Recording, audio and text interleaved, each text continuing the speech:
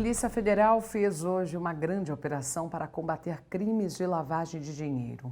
2 bilhões e 500 milhões de reais foram lavados pelo crime organizado que usava estabelecimentos em bairros de luxo de Campinas. Carros de luxos, imóveis de alto padrão e grandes movimentações financeiras. Tudo adquirido de forma ilegal por um grupo econômico criminoso que mantinha empresas de fachadas, laranjas e pessoas físicas falsas. Os crimes vieram à tona graças a uma mega operação da Receita Federal, em conjunto com a Polícia Federal e Ministério Público Federal. Foram pelo menos 2 anos de intenso trabalho para chegar aos suspeitos. A preocupação era como que se movimenta tanto dinheiro, qual é a origem de tanto dinheiro se as empresas não produzem, se as empresas são de fachada. E aí nós chegamos à agência de fomento mercantil, que é a Desenvolve São Paulo. Duas coisas são importantes destacar aqui.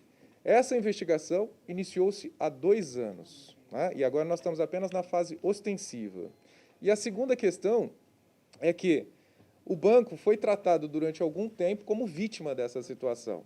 E agora, com as buscas e apreensões, o Maurício da Receita Federal, o doutor André vai detalhar isso para vocês, nós encontramos documentos que reforçam a nossa tese de Caixa 2 e realmente de fraude nesse primeiro financiamento aí, que chega a 70 milhões na época, e 73, se considerado da Caixa, e que hoje ultrapassaria 100 milhões de reais. A operação recebeu o nome de Black Flag, bandeira preta em português, e foi desencadeada nos estados de São Paulo, Rio de Janeiro, Ceará e no Distrito Federal. Pelo menos 220 policiais federais e 50 servidores da Receita participaram da ação.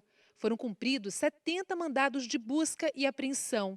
12 pessoas foram presas e 3 seguem foragidas. Segundo os agentes, o grupo usou um esquema de CPFs falsos e empresas de fachada para conseguir altos empréstimos em instituições financeiras públicas e privadas. Esses CPFs falsos foram utilizados para abertura de contas bancárias, para movimentação de valores e também para ocultação de patrimônio e lavagem do patrimônio. Como exemplo, temos uma pessoa física falsa que recebeu mais de 5 milhões de reais em lucro distribuído de uma offshore no Panamá, que seria uma empresa de prateleira. Uma outra pessoa falsa recebeu mais de 2 milhões de reais em lucros distribuídos. A investigação mostrou que as ações criminosas serviam para sustentar os integrantes do grupo, que levavam a vida de alto padrão e muita ostentação. As movimentações financeiras eram vultuosas e que as pessoas por trás, das empresas levavam uma vida de cinema. Andavam de carros Ferrari, Porsches, uma embarcação de lazer de 5 milhões de reais. E conseguimos identificar que todas essas pessoas jurídicas, essas empresas, eram um verdadeiro emaranhado, entre fantasmas e pessoas jurídicas de fachada. Entre as medidas cumpridas nesta terça-feira está o bloqueio de contas e investimentos no valor de 261 milhões de reais, sequestro de bens imóveis e congelamentos de transferências de bens móveis. Na região de Campinas, os mandados foram cumpridos em escritórios, residências e até em um spa, que fica localizado no bairro Cambuí, uma das regiões mais nobres da cidade. Durante as buscas, pelo menos 10 carros de marcas de luxo foram apreendidos e encaminhados à sede da PF na cidade. Em Paraty, no Rio de Janeiro, lanchas também foram recolhidas. Durante as investigações, um delegado da Polícia Federal precisou ser afastado do cargo. Segundo a instituição, o servidor é de Campinas e trabalhava em São Paulo. Ele participava das investigações e teria passado informações privilegiadas a um dos líderes do grupo criminoso.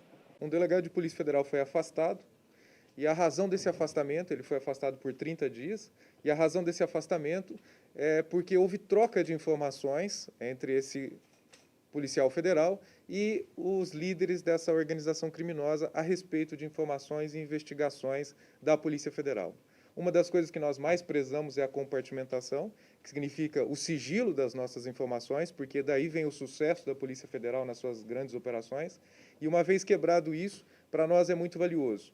Em razão disso, o delegado que participou dessa troca de informações foi afastado para que nós possamos avaliar e que nós, nos 30 dias seguintes, possamos investigar com tranquilidade essa organização criminosa. Além dos suspeitos presos de forma temporária pela Polícia Federal, outras pessoas devem ser ouvidas nos próximos dias, por suspeita de envolvimento com o grupo.